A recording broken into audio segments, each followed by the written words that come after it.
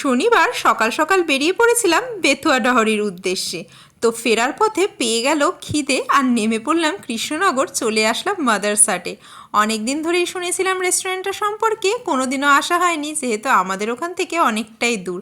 তো ভাবলাম এত দূর যখন এসছি আজকে একবার ঘুরেই যাই। তো দেখো, এখানকার অ্যাম্বিয়েন্সটা ছিল খুবই সুন্দর, আর রেস্টুরেন্টটাও বিশাল বড়। তো প্রথমেই জল খেয়ে তারপরে অর্ডার করেছিলাম ফিশ ফিঙ্গার।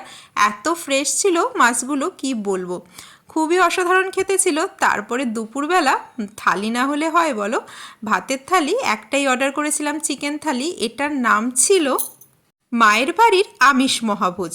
তো দেখো, ভাত, ডাল, ঝুরি আলু ভাজা, শুক্তো, ছানার তরকারি, তারপরে চাটনি, পাঁপড়, চিকেন আর সন্দেশ আর আমদই ছিল ডেজার্টে। চিকেন ছিল 3 পিস। তো লাস্টে আবার মকটেলও নিয়েছিলাম দুজন দুটো, বেশ ভালোই খেলাম কিন্তু।